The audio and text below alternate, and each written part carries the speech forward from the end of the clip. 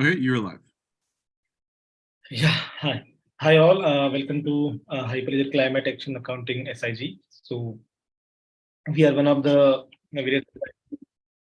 one of the SIGs working towards building a open source Hyperledger community in different domains. We have multiple SIGs like in financial services, like trade finance, like healthcare, and this is one for the addressing the climate action initiative. So for the today's agenda, if any new member, then I think they can introduce and to anyone new. Yeah, is okay. Then so in the SIG we created a couple of working groups. So to like there is one carbon accounting working group which generally SI and other people are working, and even we have a one carbon accounting lab is a working model in production which anybody can use as a carbon accounting perspective. And then also SIG have one standard working group. So anybody want to interest and get involved in terms of defining the standards or following some standards for the climate action related blockchain solutions. And then another SIG for research working group. So researching about the different climate tech solution using blockchain. And if anyone member want to announce, they can announce something and they can update their membership directory here if they would like to be get notified who are building what in the space. So I think we can go to our today's presentation, which is carbon management, digital measurement, reporting and verification. So today's guest speaker we have Suhas and his team, and TraceX founder Divastav. So they are a supply chain traceability, especially in agriculture supply chain finance, agriculture supply chain traceability, and they working in reporting and measuring the carbon credit in the agriculture supply chain. So TraceX is based in India. They are working with different agriculture product companies and agriculture domain, and using blockchain, especially Hyperledger Fabric technologies, and they are in production since a couple of years.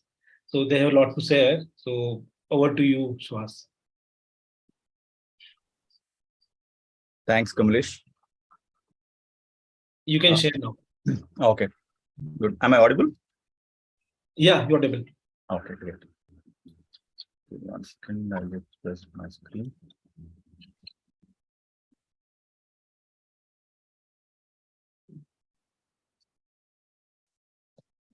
Hope my screen is up for most of you. Yeah. Great. Thanks, Kamlesh and Hyperledger Foundation and the Climate Action Group for providing us this opportunity to present today. We at TraceX, we are a sustainability and decarbonization platform for agri and food value chains. I'm Suhas. I head the product at TraceX Technologies. I have with me Srivatsa, who is sorry. No, that's okay. Maybe I'm not visible clearly, but yeah, hi. Hello, everyone, and Kamlesh and the entire Hyperledger Fabric team. Thank you so much for giving us this opportunity. Very excited to present our work to all of you. Yeah, welcome. Awesome. Great. So let me start with the premise of what we are trying to build at TraceX Technologies. The entire offering is based on three pillars, essentially. The bedrock or the foundation layer will be traceability. We'll get into the details of each of these pillars in a while. And then we started the journey of creating transparent supply chain in the food and agri value chains, primarily because of extreme complexity in the whole value chain and a lack of trust between the participants. Too many participants, disparate, located various stages, adding value at different stages, and to be able to seamlessly interact, seamlessly share data was extremely complicated. And in countries like India, Southern America, Southeast Asia, the sector itself is extremely unorganized, and hence lack of data digitization in the whole ecosystem. Right? We took up this challenge of being able to bring the entire value chain, bring entire complex supply chain into one mammoth network. And that is our vision, to be able to bring this into a larger to the larger audience, to the entire community of agriculture, the farmers, right from farmers, farmer producer organizations, the different cooperatives, and so on and so forth in the entire chain, all the way up to the consumer. Okay? That's our dream. That's our vision, to be able to bring everybody. And the logical, and while we were providing traceability as a solution, we worked with multiple customers, and we realized there's a lot more that they're able to kind of use our platform to generate value, to be able to derive a lot more insights and a lot more that they could do than just traceability. And that's where we realized, to the likes of Olam, to the likes of TechnoServe, these are large companies working across the globe, were able to realize a lot of their sustainability initiatives, a lot of their sustainability programs that they were able to run or basis our product. And it was a logical extension for us to be able to support them in the progress in that aspect. And that's where we realized a lot of these use cases that we could cover for sustainability. When I say sustainability, it could be how can we improve farmer income? How can we support gender equality? How can we reduce child labor? Right. So there are so many different aspects of sustainability that we could cover as part of the platform, and we could support all of these initiatives for most of our customers. And soon we realized one of the major, or the most important aspect of sustainability ended up being carbon and the greenhouse gas emission, and how could we manage it. And this has become the most talked about and most difficult kind of a subject for most companies. Everybody wants to be carbon neutral, carbon positive, but there's very little information, or there is so much of complexity to be able to understand the subject and be able to take necessary action. So that's where we being in the space of food and agri and traceability, we realized there is so much of data that we are able to capture. There is so much of information across the supply chain that we are able to gather from various different sources, right from the farmer till the entire the final produce being shipped to a consumer. So we realized we had a lot of value that we could provide in terms of carbon emission accounting, reduction, and also offset. So that's where we have now also started to focus our platform to be able to support these initiatives for large organizations which want to account and also be able to reduce their carbon emissions, right? I'll get to each of them in detail. The way I'll structure the discussion is I'll talk about the use case, then I'll talk about what we are offering as a solution, and then we'll talk about some use cases or the real implementation of how we were able to achieve this with some of our customer case studies. Right, that's going to be the general flow of all the use cases. Now, I'll start with first and most basic foundation element, that is traceability. This is the first pillar of our product. Why do we need traceability? Like I was talking about, the supply chain in food and agri businesses are extremely complex, right? From the plantation, it could be smallholder farming, it could be group of farmers who are probably shipping their produce to aggregator. An aggregator then sends it to a mill. It could be an agent.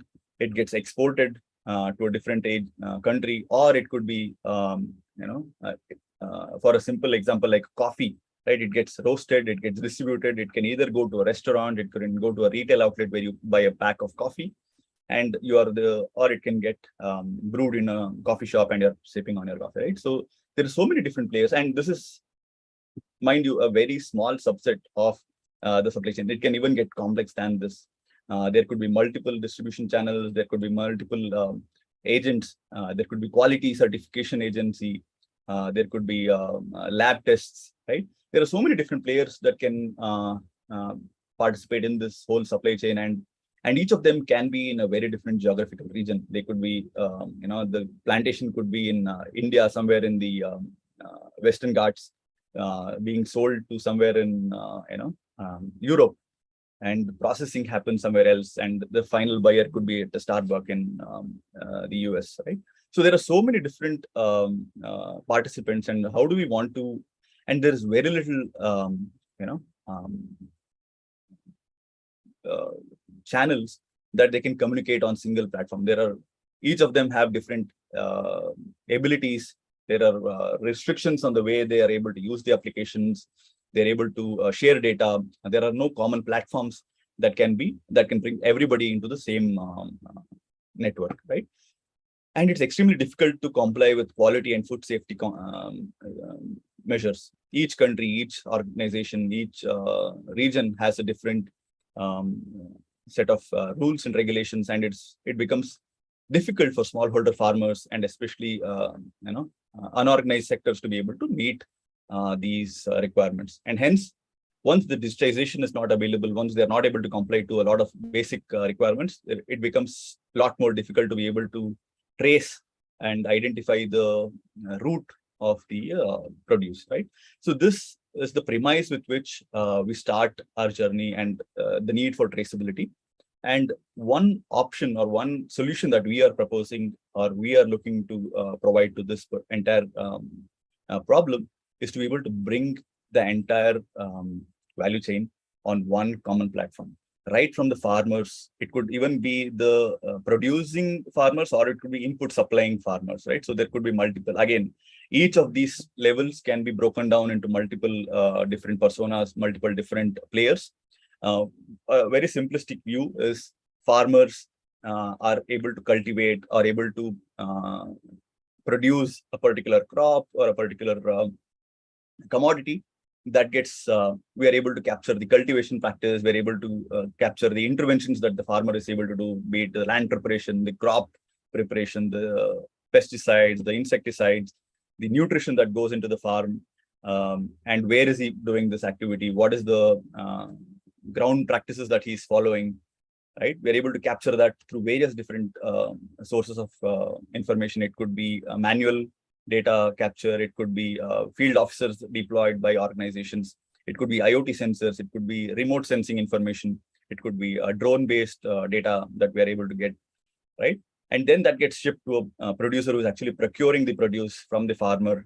We are able to generate batches at that point. Then it gets either stored or it gets processed at the field level.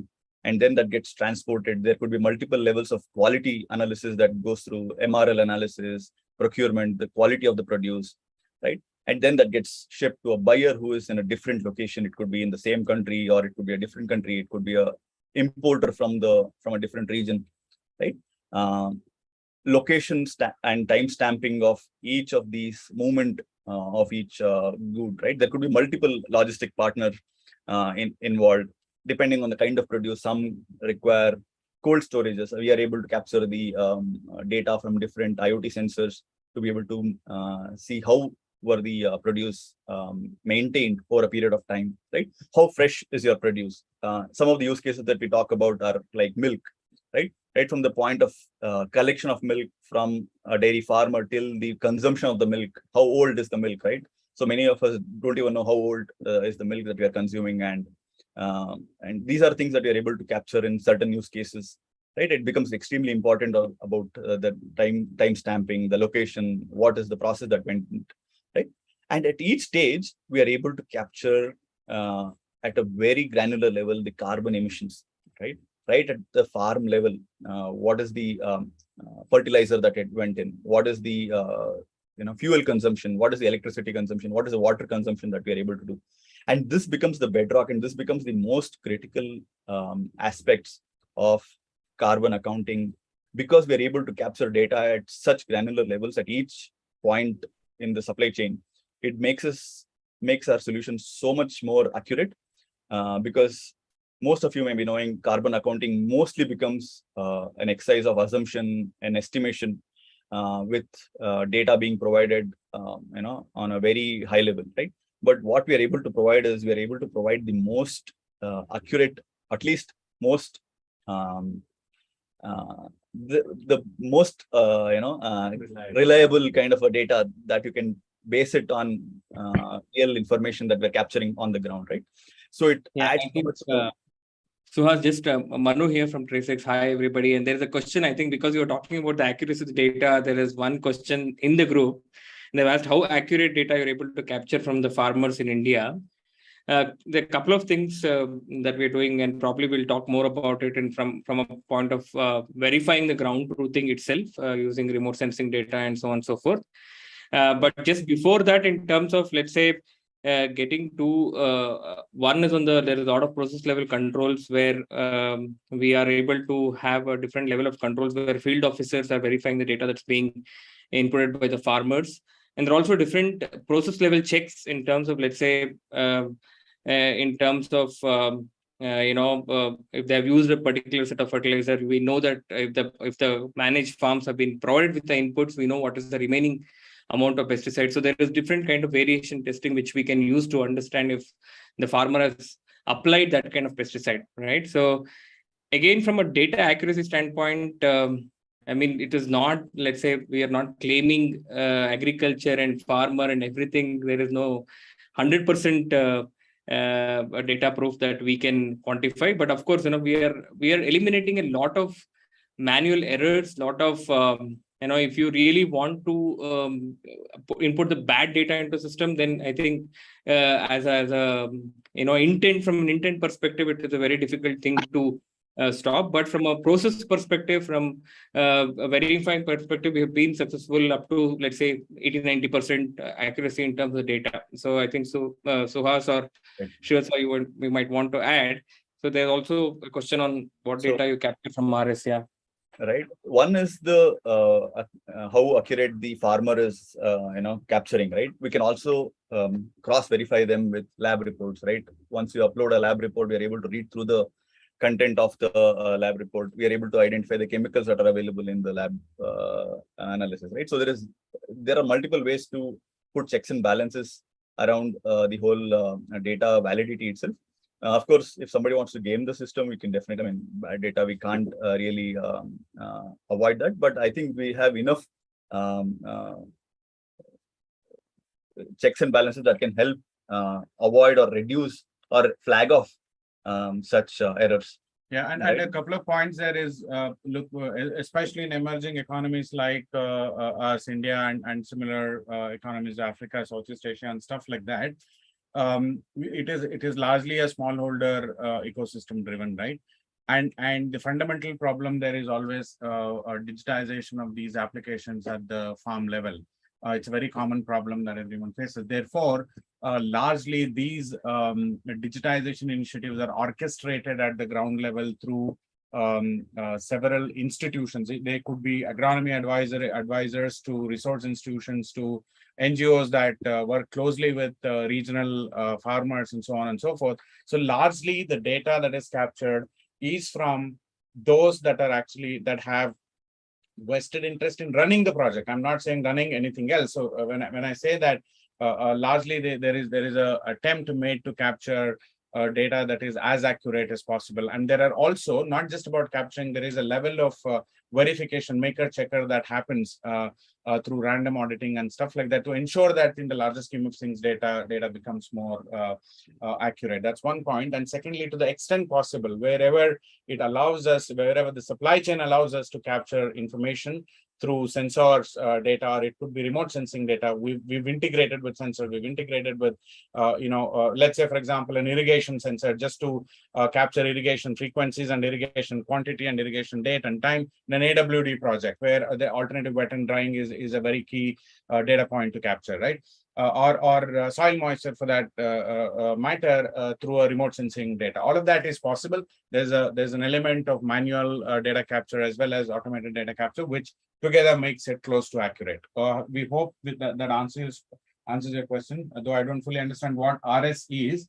RS is remote sensing, Shiva. Okay. We answered it. Once you can touch upon that, what kind of data we capture in RS? Yeah, from remote sensing, there are multiple options. One is the soil parameters. It could be the micronutrient, macronutrients, vegetative index of the farm. And the next level that we can do is crop analysis or crop health. It could be specific to crops. It could be the growth of the crop. It could be the quality of the crop, pest infestation. It could be nutrition deficiency. It could be multiple other parameters specific to the crop. So basically, you break it into two. One is on the farm level, and the second is on the crop level. There are also drone-based data that we are able to capture through some of our integration partners, which could be a lot more, focused per farm. It could be what is the age of the crop, what is the application of fertilizer, or what could be the level of soil moisture. It's a lot more pixel data. Yeah. much higher resolution 2x2 kind of image that we're able to get from drones, right? We are also able to capture data from CCTV cameras. Is there a, so there are so many different ways that you're able to get data apart from remote sensing itself, right? Remote sensing is slightly less accurate, but it gives you a lot more data points. But we can always double click with drone-based, LiDAR-based imagery or CCTV-based imagery and so on and so forth. So hope that answers your question. Or Suhas, maybe you can address that later. I mean, there are sure. Yeah. So maybe why blockchain. So maybe that is need to. Yeah, we'll probably park the questions to the end, or maybe my colleagues can answer. We will do that. We'll take all the questions together as towards the end, so that we can get through the information that that we want to disseminate today. We'll definitely take all the questions. Right. I think immediately the next is why blockchain. When we talk about transparency, trust, I think blockchain kind of becomes synonymous. We are able to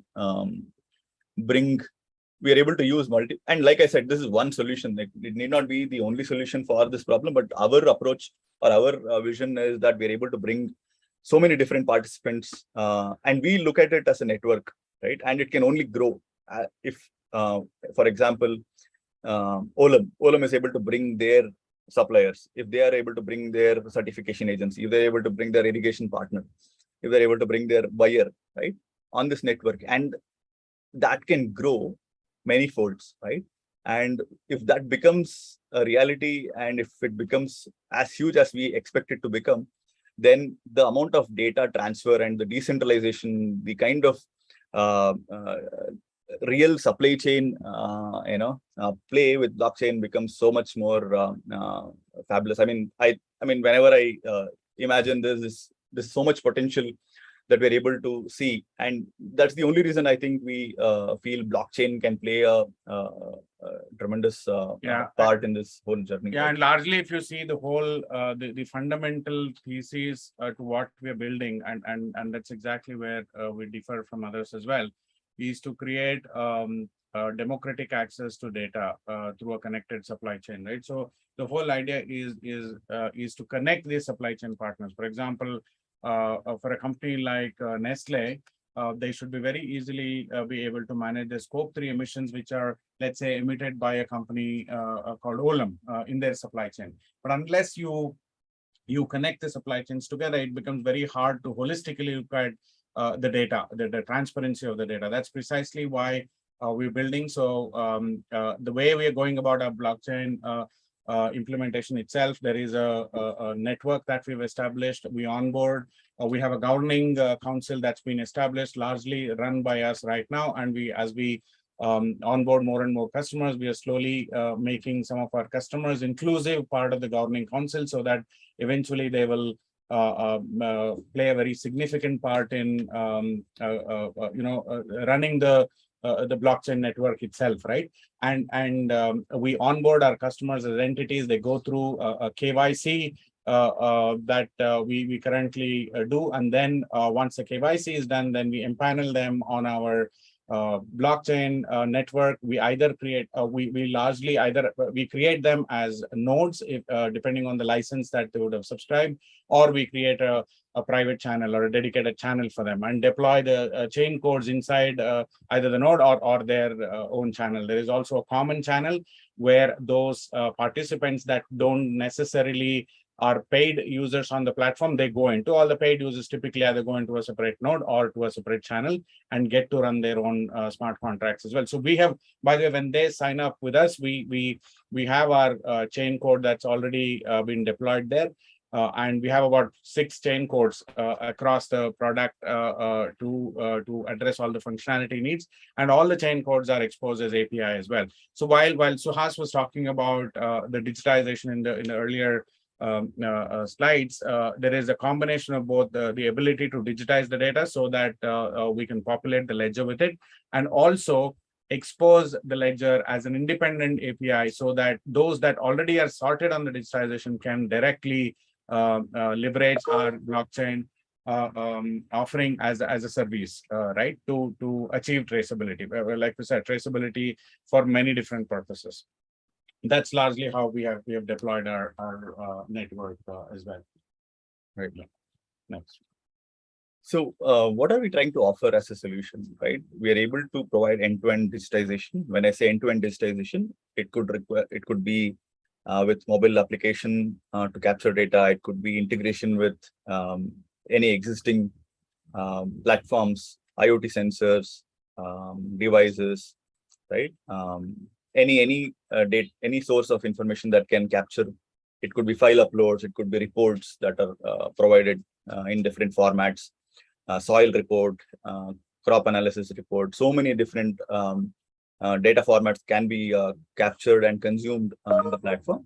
We are able to provide the same platform for every different stakeholder so that they are able to share the information across, and we're able to provide a single platform so that they don't have to run different applications or we don't have to integrate with so many different applications to kind of add the data, right? It becomes a single source of truth, traceability across value chains, and then seamless integration with existing digital infrastructure. So this is our solution. And how are we offering this solution? There are different modules. One, which is the Trace Grow, which is the foundational module, which is for the farm management, supply chain management, and digitization of farm and agri-related data. Trace Pro on the other side is once you have manufactured or you have produced a farm output, how does that go through the next sequence of steps, right? It could be manufacturing, it could be packaging, it could be transportation, processing at different levels, right? And that can also be captured. It can be mixed with multiple batches. It can be, there are different ingredients that can go into the whole process. And at each step you're able to capture the emissions, right? If you're running a manufacturing unit, what is the amount of energy that you're consuming? What are the kind of emission cost due to either direct or directly manufacturing a process? It could be the plastic consumption. It could be so many other aspects that can capture in the Trace Pro module. Trace CO2 is our carbon accounting and DMRV solution, where you are able to visualize and take actions on the emissions itself. Trace API is our API product, where we are able to directly consume data from ERPs, the likes of SAP, Microsoft, POS devices like GoFrugal, IoT devices like I think Srivatsa mentioned. We have soil sensors like Krishi Tantra. We have remote sensing players who are providing us API data, direct Sentinel-based satellite imagery, and so on and so forth. So, yeah, and also the Trace API itself is an offering from our side to participate on our blockchain network, right? So, like I said before, all the 6 chain codes that we have has been exposed as API calls. So typically, the product data, the product attributes, serialization data, and traceability data, and so on and so forth. All of that, the ones that are required, and the way we've designed it is also that we can cover a diverse set of industry sectors to do this. While original first version of our chain code was very specific to agriculture and food, we I think about a year and a half ago, slightly before that, we migrated to the latest 2.3 version, and then we rewrote all our chain code to be able to make it sector agnostic, though we predominantly focus on food and agriculture. But that's how we have architected the entire chain code layer. Right. And the whole suite of product is, like Srivatsa mentioned, we are able to support multiple different industries. It could be poultry, livestock, seafood, agri, which is our primary focus, agri inputs. It could be seeds, it could be fertilizers, dairy. In fact, very important, interesting use case. We just came off a meeting today where we're also going outside of just food and agri. It could be textile. It could be, I mean, there are so many different applications of the same product, which has some kind of a footprint in the farm or the agri space, right? And the entire suite of products or the set of offering that we have talk to our underlying blockchain network, which we call TraceX blockchain network. All of that putting in data, putting into the ledger on a seamless basis. What are the benefits that some of our customers have seen or able to get from our product is reduced food wastage, effective product recalls. How quickly can I recall a bad batch of the chocolate or a bad batch of coffee which has got included in my supply, right?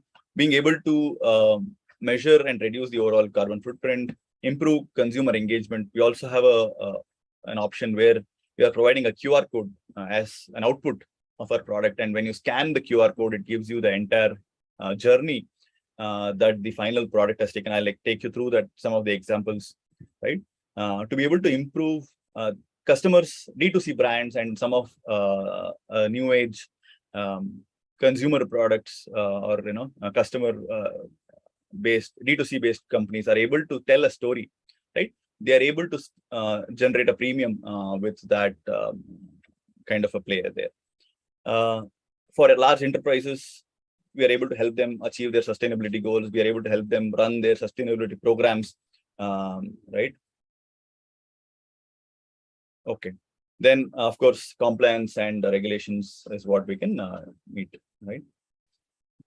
Some of the examples, some of the use cases that we are seeing is for a pure traceability, bean to cup kind of a traceability. We have TechnoServe, which is one of the largest, large coffee aggregators in India. They're working with Araku Valley.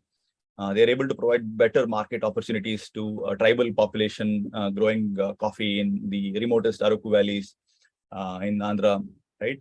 They're following some sustainable practices, which is called zero budget natural farming. They're able to support these initiatives through the use of our solution, and they're able to give them, premium in the market. And they're able to bring multiple participants in the whole supply chain, right? If you look at this is a classic example of a network. There we are able to onboard 1,500 farmers, which is being worked along with 7 different FPOs. TechnoServe working with 3 different coffee brands. These coffee brands working with different roasters, and each of them having a story to tell, right? So that is the kind of network. That is the kind of network we are looking at growing in future, right? Some of our customers, different segments, D2C, enterprises, export, contract farmers, government initiatives, right? The next level that we are looking at is a natural extension of traceability, which is sustainability. And I want to talk about how we are able to support some of our customers in their sustainability programs. Example is Olam, which is basically a large exporter of agri produce. In this case, they are performing something called as a sustainable production of residue-free basmati rice under the SRP program.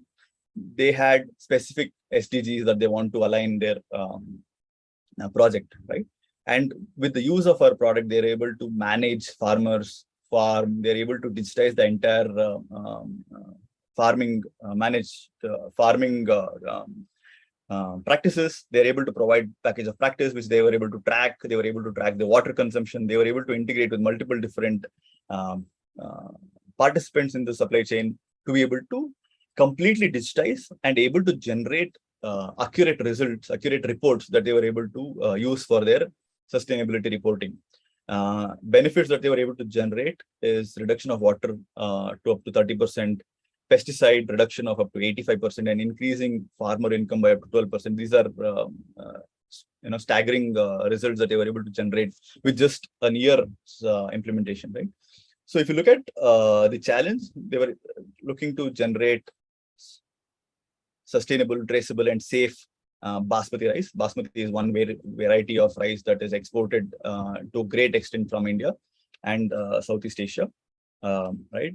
They were able to train farmers on a certain package of practice that would help them reduce the amount of water usage. They were able to reduce the amount of inputs that the farmers would spend money on. They were able to help them track their calendar of crops so that they were able to get effective yield from their farms, right? And absolutely reduce the number of inputs, right?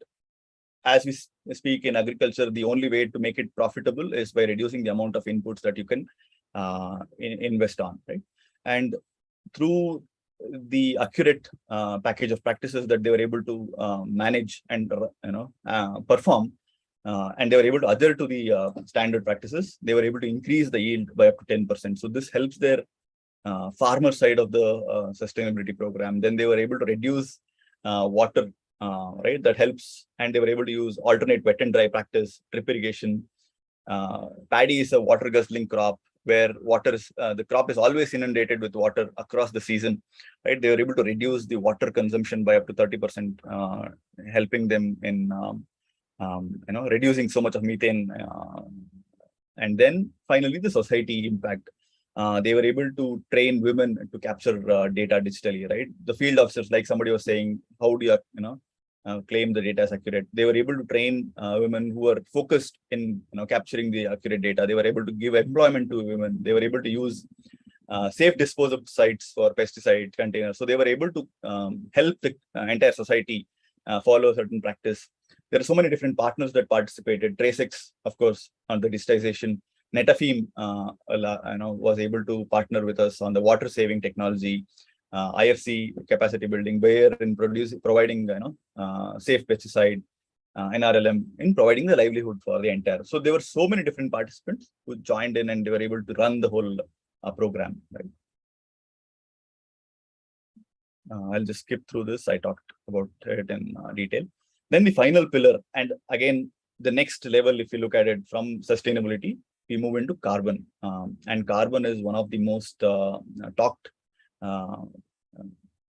terminology in agri, right?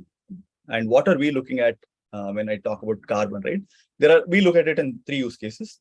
First, essentially, you need to understand, as any company would want to understand, what is their emissions, right? Even before I understand what is my emissions, I can't really take any decision. I can't really generate any insight. So it becomes so much more basic, or so much more important that I understand what is my emissions. So we are able to provide some kind of very granular, like I talked about or touched upon earlier, level of information to generate your carbon accounting, right? Next is, once you know your carbon accounting, now you have done your carbon accounting, you know your emissions. The next step for you to do is, how can I reduce my carbon emissions, right? It could be various different practices. I can change certain processes that I'm following in my manufacturing. I could do certain changes to my packaging, right? The other way is, can I do insetting? Can I do certain changes in my farm? Because I have a direct footprint into agri raw materials. Can I do changes in the way I'm procuring products, right? How can I inset carbon emission, right?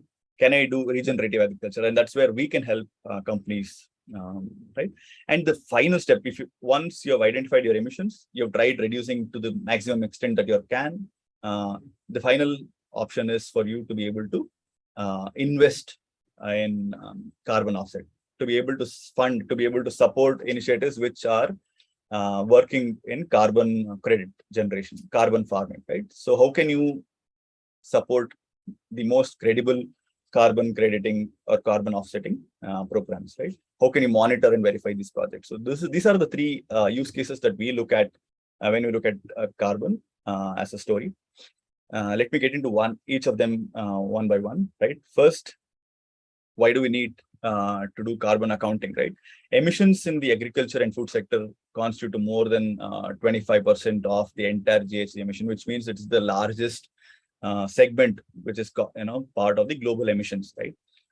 Primarily the land use, the crop production, the livestock that is on the farm, and the supply chain. It could be the transportation, it could be the manufacturing, it could be the processing at different stages.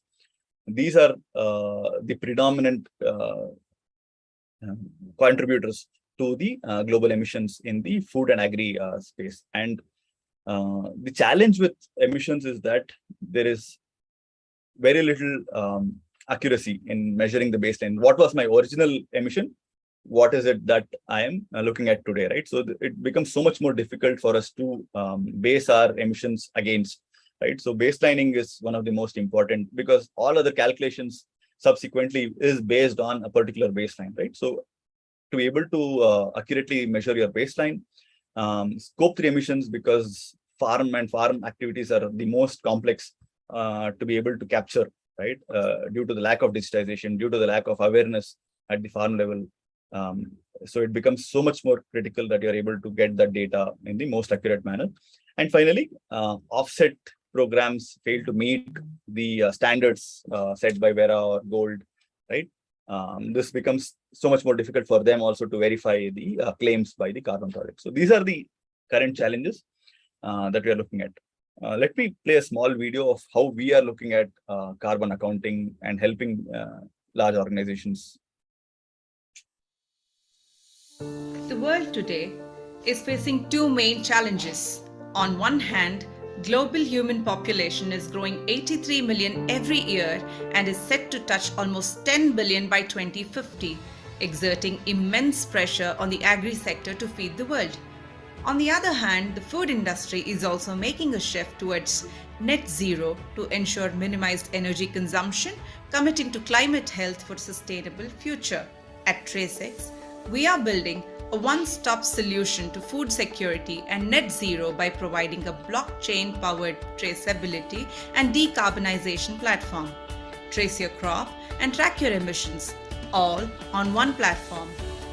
As a sustainability lead on a company, the biggest challenge is measuring carbon emissions accurately and identifying the carbon hotspots. On the organization dashboard, we can access an overview information with top emissions by geography and product, proportions of scope type emissions of the company, and the breakdown of scope 3 emissions with reference to base year by key emission categories for the organization. On the selected product dashboard, view the overall product emissions across pre- and post-harvest processes and scope 3 emissions by major product ingredients. With the help of filters, the same data can be viewed across different geographies and countries which show farms or facility-wise emissions. Once we select the facility or farm, we can dive deeper into emissions and offset information of the processes only for the selected facility or farm. Here comes the best part. If you already have the data spread across your systems, farm management, ERP, IoT sensors, and digital infrastructure, TraceX seamlessly integrates and provides emissions as per the global emission factors.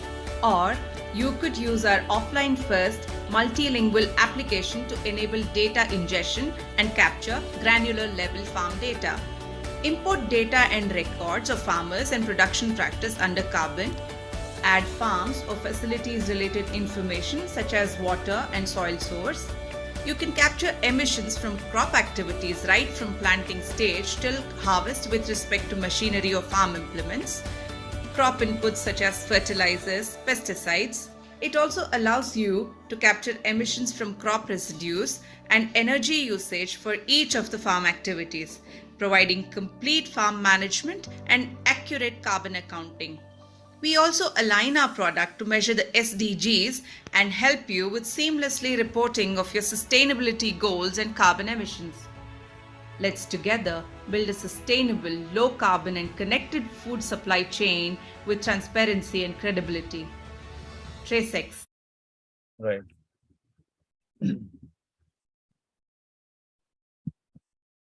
So, like I said, that is our offering for carbon accounting. And like I said, we have these applications already built and we're able to capture data from a variety of sources. This is just, I'm just running you through the entire application screens where we're able to capture so many different parameters at the most granular level to be able to accurately arrive at the carbon emissions, right? And not just that, we're also able to provide ways for you to capture the sustainability development goals, right? And we have pretty accurate dashboarding that will be able to pinpoint your hotspots and drill it down to individual ingredients and so on. Right? Next opportunity for us, once we have done the accounting, is to be able to look at how can we inset, how can we support organizations. And this is something that we have been doing with Nestle along with the Rainforest Alliance, where we are able to work with Nestle. They are looking to see if they can reduce or they can do regenerative agriculture to be able to. They are not generating credits, but they are looking at helping regions in south of India where they are able to convert barren land into productive agriculture lands, right? So they are able to perform these activities, run them through the entire package of practice, convert a lot of these farmers into farms into healthy arable lands, right? And that's a trend that we've seen amongst very large corporates, right? So the likes of Nestle's and Olam's and Tata's and so on and so forth. So where they do have access to farmlands either of their own or they lease the lands over a extended period of time to run their regenerative agriculture initiatives. And that's where we have fairly evolved product as well. Right? And this is exactly what they wanted to do. They were not having enough data points to track their progress. They were not able to understand whether they were able to follow the practices that they the management kind of entailed, right? To be able to configure parameters to define the baseline, tracking the POP, right? Insights from the data.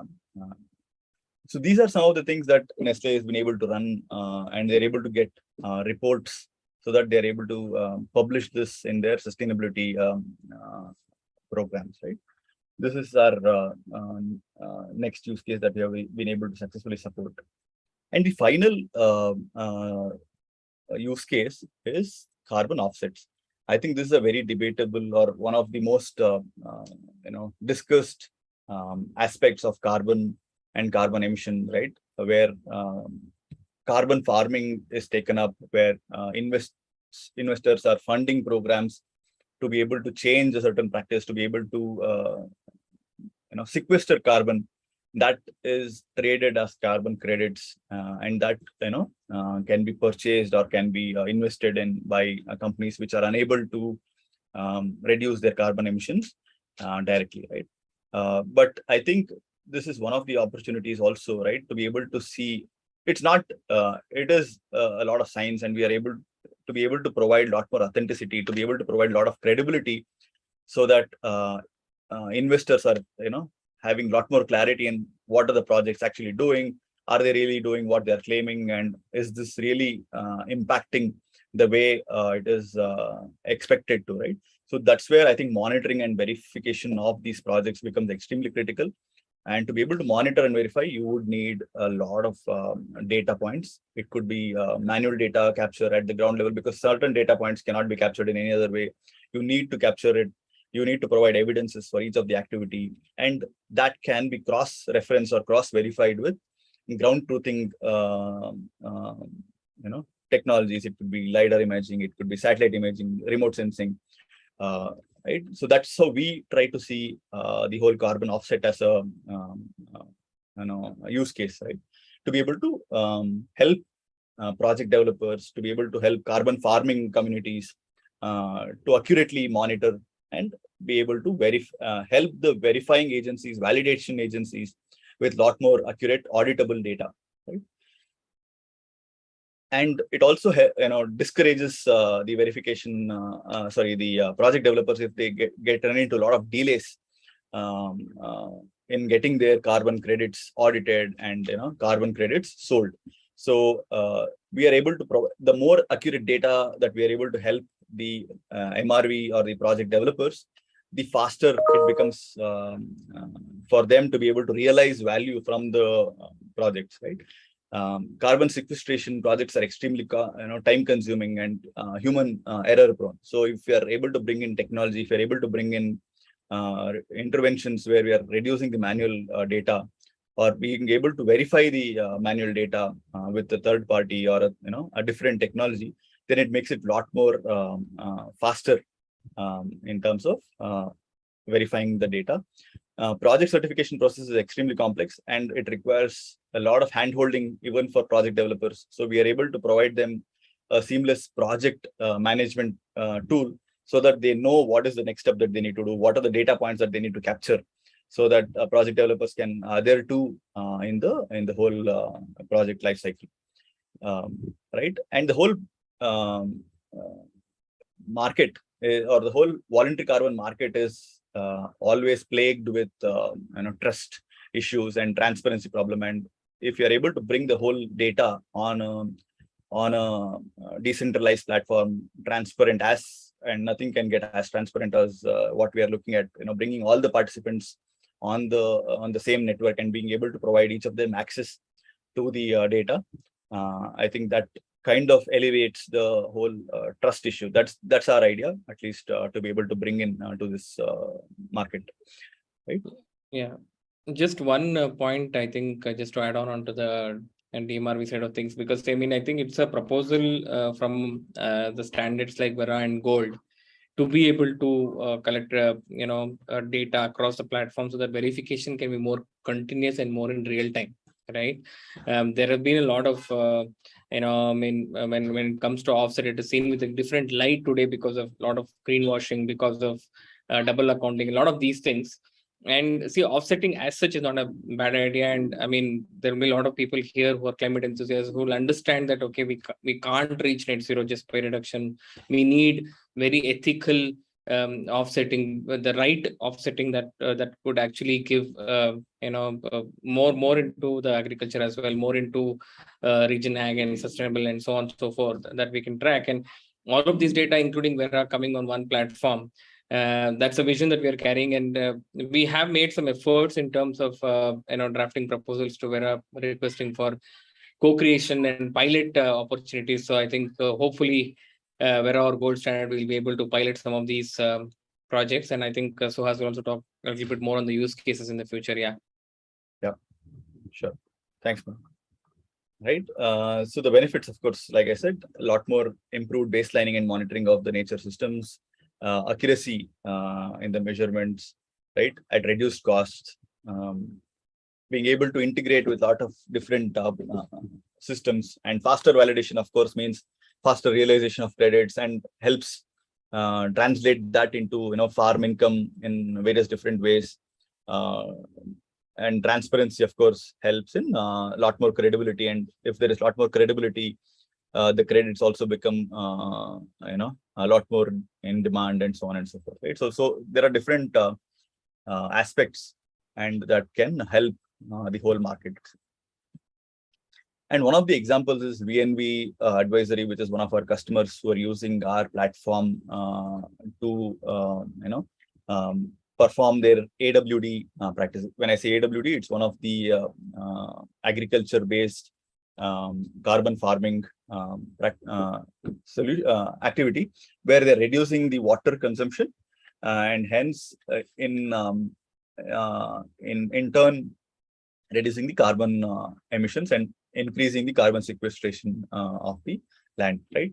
So the problem is they're working with extremely small holder farmers, and they're working with close to 2 million farmers in India in one project, and capturing data accurately in real time becomes extremely difficult. And they were running a pen and paper based system, so there was extremely complex and challenges that they were not able to meet the requirements of the certifying agencies. They were not able to show data in real time, right? So that became a logistical nightmare for them. They were not able to generate insights, they were not able to take decisions, and they were not able to meet their goal, right? Now with our solution, they were able to accurately map polygons, they were able to eliminate double accounting, they were able to manage package of practice, They were able to enable the data verification on our platform. They were able to generate reports right out of the system to be able to submit to the validation verification agencies, right? And there was so much more ease with which they were able to come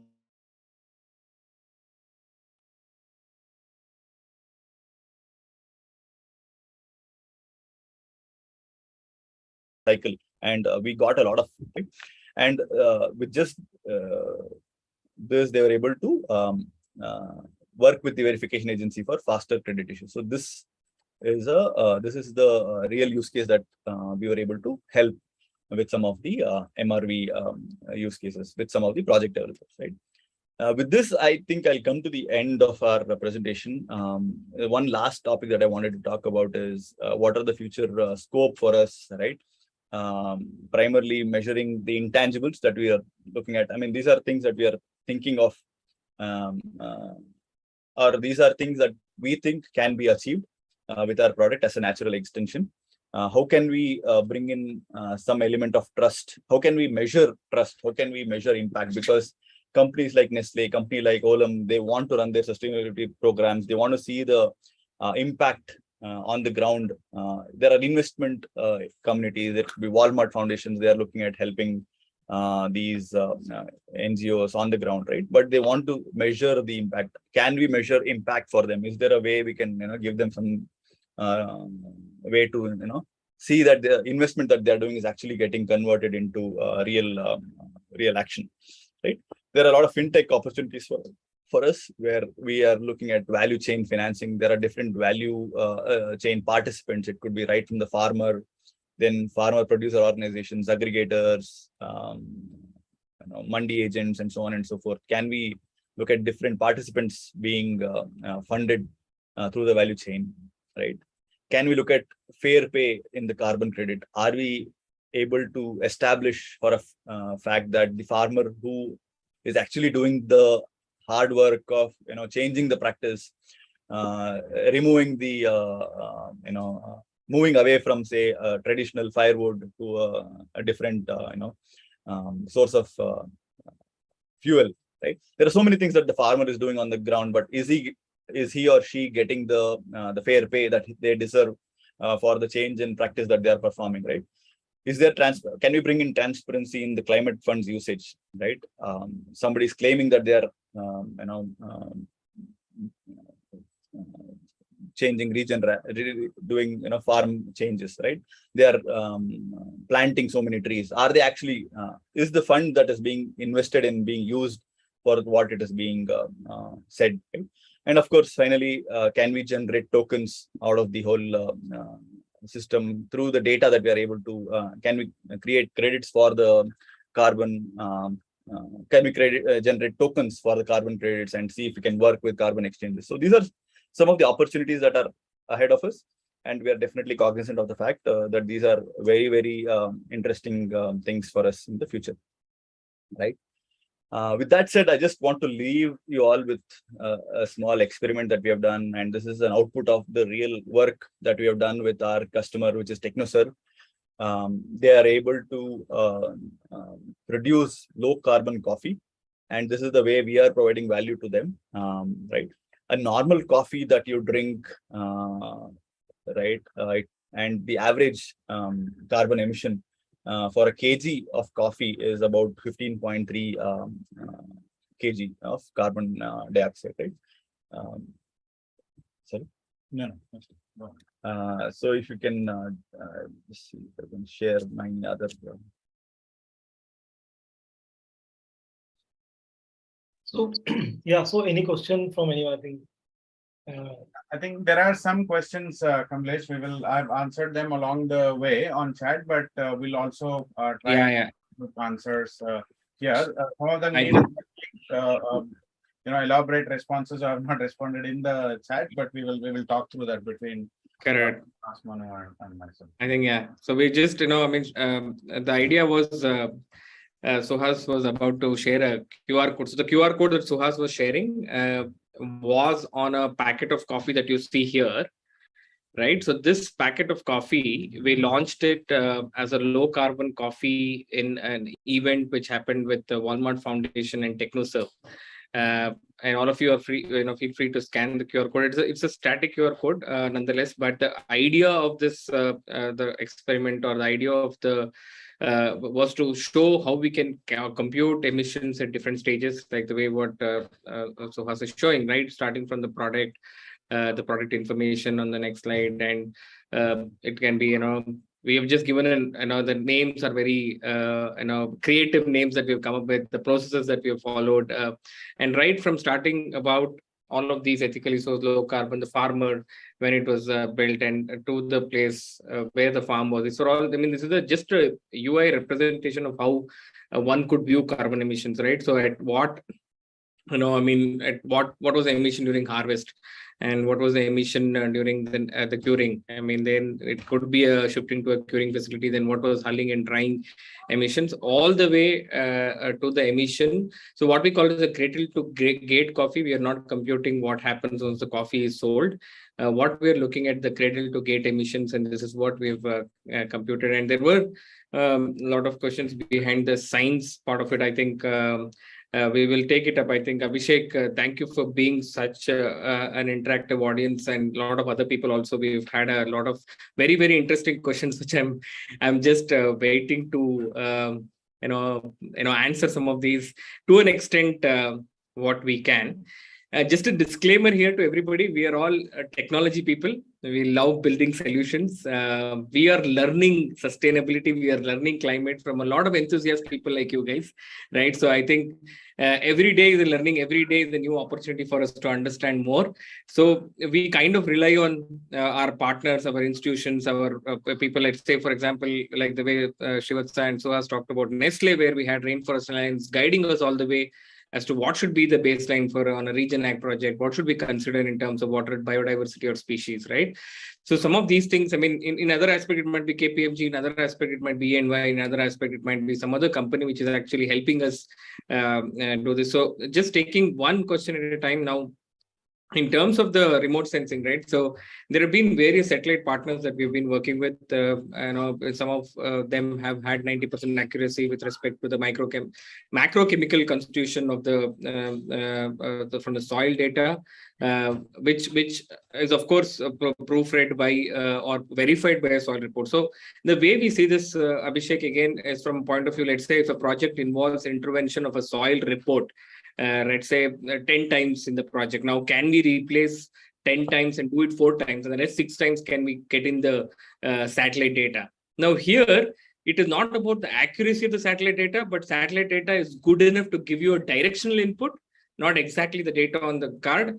But the technology is improving today or tomorrow. I think the Sentinel data and the data mining on some of these things will become much more clearer, where we will have a play with respect to the data itself. So camera, honestly, we have done some surveys. I'm sorry, I'm not sure if the question was on the accuracy of the remote sensing data, is it? No. The question was about the macronutrient from the RS. What data is being collected from remote sensing, which typically, like you said, it is NPK, which most of the evolved satellites will give you. NDVI, RVI, soil moisture. Such data points are the ones that are derived from the satellite data. Even I think macrochemicals to some extent we've been able to successfully get with respect to some of the satellite partners. So let's say the microorganism activity, the species level data, which are also very important from a supply. From a region active ag standpoint, right? So we are looking at the model that we have built our application again. Carbon might be the story that people are talking about, but when it comes to the actual region agriculture or sustainable agriculture, it is about people, carbon, and biodiversity, right? So we are building an application to support some of these things, and of course, every time we get on a new client or a new pilot project that we are trying to do, a lot of these things gets uncovered in terms of the attributes that we want to measure. How can we measure? We are also innovating with a lot of these sensors and technologies and so on and so forth. This is a very, very important and a nice question, very tricky question. Soil carbon sequestration from an arable land in India, right? So there was an article which came out which said you cannot capture soil carbon in an arable land once you do like a plowing or tilling of the land, you lose the soil carbon, right? I mean, it is 100% true, and there is a lot of lot of other ways people are still working on. Let's say there is a technology called as carbon lens, which is taking into consideration several other parameters to determine the flux between the baseline of the soil to the actual sequestration that has happened, right? There are other parameters in terms of the package of practice variation. Let's say it need not be from a soil carbon calculation, let's say Abhishek. So let's say you are doing a package of practice where you are not managing the residue well, maybe you're burning the residue. The package of practice can be changed where the equivalent emission reduction as such could be calculated as a sequestration of carbon, and an equivalent carbon credit could be issued. So there are different models that people are evolving. Again, soil carbon is still a topic. It's a debatable topic in terms of whether we lose it all, whether we have it all. So there are a lot of other things like biomass, the package of practices, and there are people who are also talking about air capture of carbon. I mean, there are some of these things which is very new to us. I mean, of course, we will be able to learn more along the way. But I think what we are trying to understand and do as per the methodologies that, like, let's say, for carbon accounting, it is GHG guidance that we've been using. Let's say the standards like IPCC, ISO 140642, based on different locations, it can be EcoInvent, DEBRA, right? So some of these standards where we can configure our product. So the beauty of the product is we get the data in, and once there has to be an output, it can be configured to different standards and systems. So we are solving the problem on the, the data collection itself, so that there is no approximation. But there is still a debate that can happen on whether these standards are accurate, right? So whether these libraries, third-party libraries, can get better, whether the complaints can get better. So this is something, a work in progress. We should look at carbon accounting like financial accounting when it started, right? So it is going to evolve, and we are trying to put our first wheel into some of these things, right? The other question, I think, how many data points are captured on a DMRV for carbon accounting? This question is from Ame Padma. Thank you for this question. From Farmer, and which are those? So, for example, DMRV as a tool, right? So DMRV, it's just a tool from, let's say, different carbon projects or nature-based solutions that Suhas just walked us through. It can be on AWD, alternate wet and drying. It can be on Regen Ag.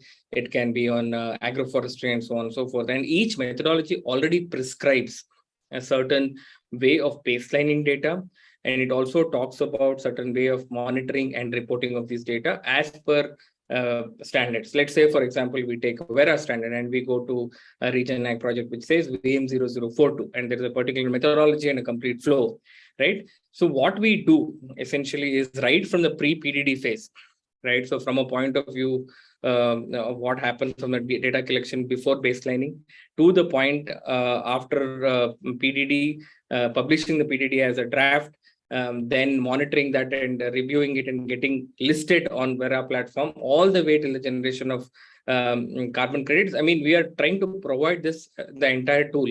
Of course, there are certain things today which might be manually captured. Some things need to be automated in the future. That's where we are working on when we are bringing in some of these technologies or remote sensing wherever applicable, right? So sometimes what happens, the commercial aspect also have to be considered in terms of techifying all of the entire carbon credit system, right? So somebody has to support that premiumness. So that is also one of the debate that a lot of these voluntary carbon players are having with the standard, saying that yes, right, we can give you the most accurate data, we can give you the sensors, but I mean, are we going to get a premium? So some of these things will enable more technology interventions into the product. Then there's a comment from Abhishek. Thanks, Abhishek, for the feedback on the product looking cool. We need your feedback. Again, the science behind some of these things is the basic product that we are building, the application that you saw. We are building the best MRV system for agriculture.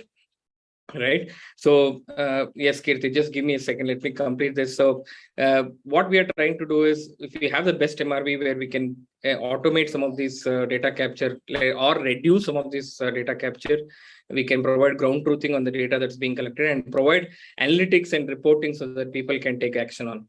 Right. So if we can do some of these areas better, we will be a better MRV for carbon credits. We can be a better MRV for sustainability, so on and so forth. Business model pricing system, it is currently based on the number of farmers, number of acres, number of users, and a combination of those in terms of what we are trying to do. The pricing, we have an implementation cost and we have a subscription cost that we are looking at, but we are intending to evolve as per the understanding. So we are not tying anything to carbon credits, right? So we want to be a democratic tool where we want to be the tool maker, right? So we don't want to get into either carbon farming or carbon credit. That's where we have become more relevant to all of these audience, right? So yes, alternate wet and drying. Yeah, what your system measure in AWD? AWD. So basically, again, it's as per the methodology BM0042. Unfortunately, it's cancelled, and there is another methodology similar on the gold standard. So what is our measure here is we are monitoring the aeration cycles, which in fact goes down to the irrigation cycles or the dry, moist and irrigated cycles of the farmland, which eventually gives single aeration, multiple aerations, leading to carbon credit calculations. And all of these things are not something that we are suggesting. It's already the standards that have been developed. We are enabling for the players to work as per the standards that have been developed, or to be capable of collecting the data as per the standards, right? I think some of the questions, I think Shivats has already answered. Kirti, over to you. I think you can unmute yourself. Probably we're towards the end of the questions. Yeah. Okay, brilliant. So thanks, Manu. Thanks, Suhas, for that very interesting presentation. It's been brilliant. Very, very cool platform.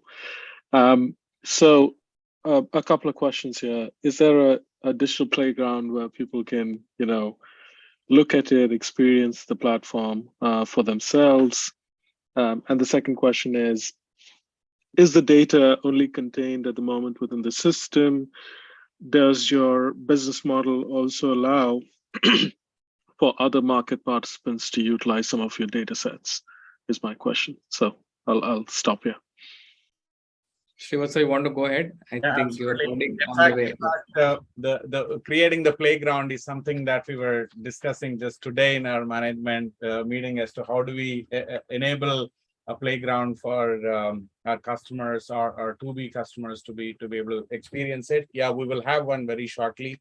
Currently, we don't because we do believe it needs a bit of hand-holding for people to adopt and start using it. So we are creating a model within the next few weeks where they would be able to definitely give it a try. And coming to the second question, sorry, I missed my what was the second question there? The second question was more around having access to some of the data sets. Yeah. Sure. While we capture a lot of data sets today, we are also very cognizant about how do our customers want what kind of privacy do our customers want on the data sets that are covered. By default, we don't allow their data sets to be shared without their permission, but with their permission for the larger good of the network, definitely it's available as a tech layer.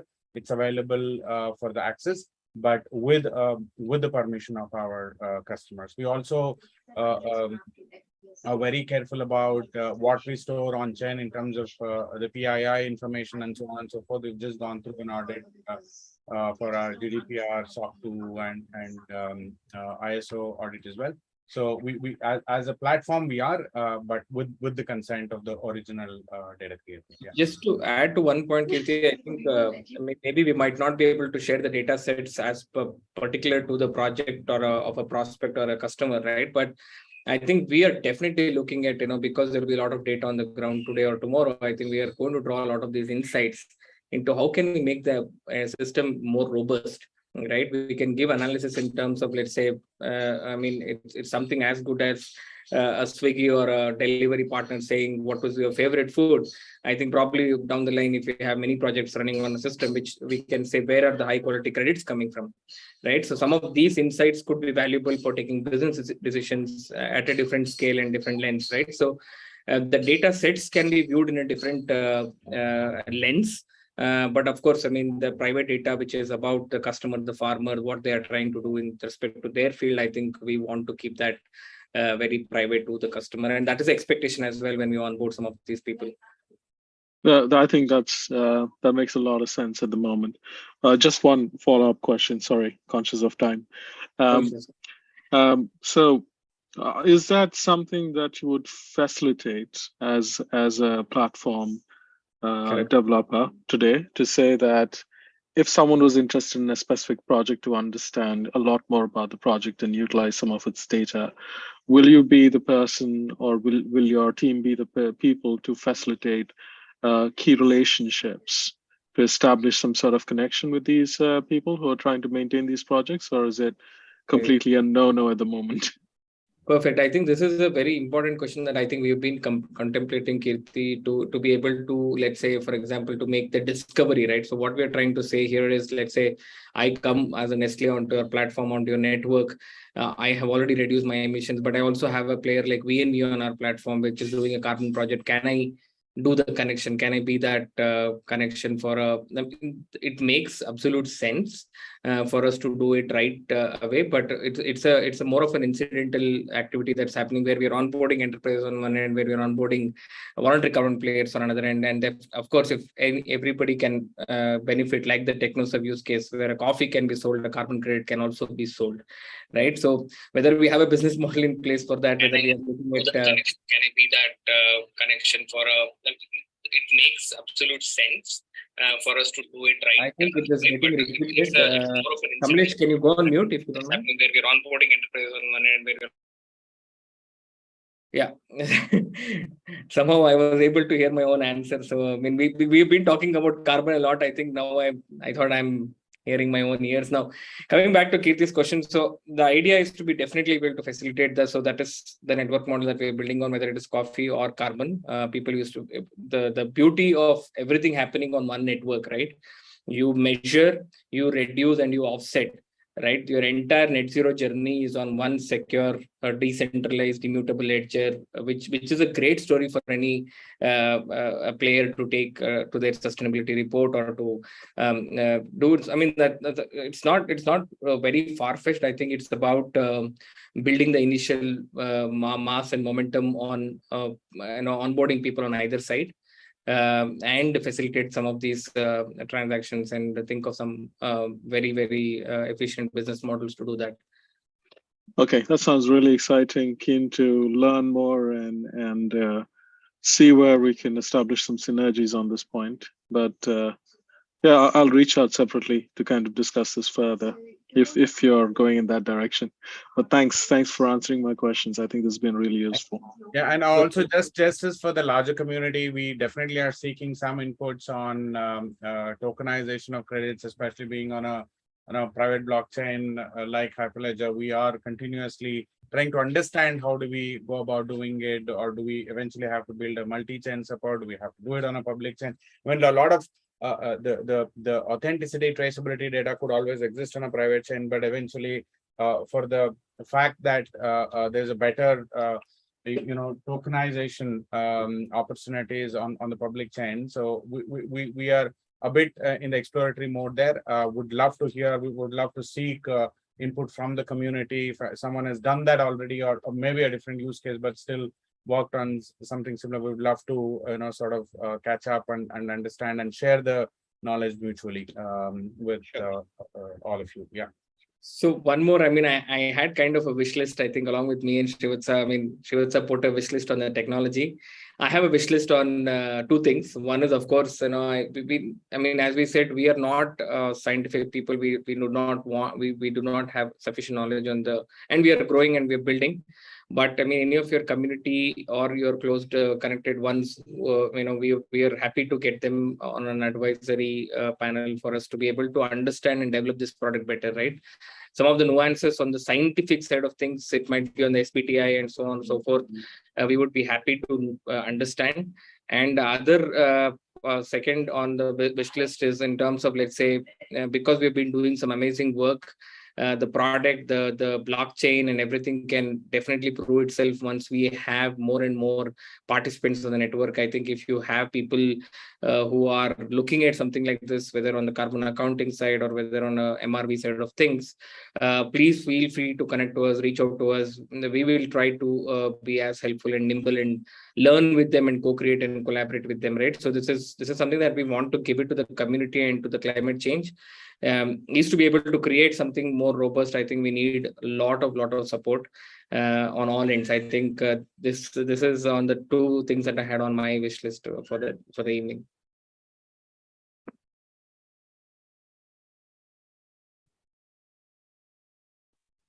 Yeah, I think with that it's a wrap, right? Yeah. So Kamlesh, thank you so much for organizing this. You as always, you've been a great supporter of ours, and we appreciate all the work that you're doing as part of the community. Wonderful to be presenting here, and thanks again for the opportunity, and thanks for all the participation. And would love to be connected with the network. Would also sort of explore how could we be members on the climate action group, and then see if we can continue to contribute and learn from other contributions.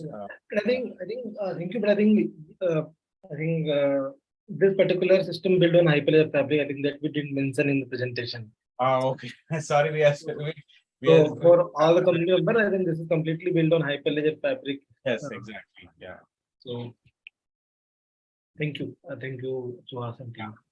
Yeah, we are on 2.3 version right now, so migrating quickly very soon. But yeah, we are on Hyperledger Fabric. Yeah, thank you. Thank you for all joining. Thank you. All right, guys. Thanks, everyone. Thanks. Bye-bye. Bye.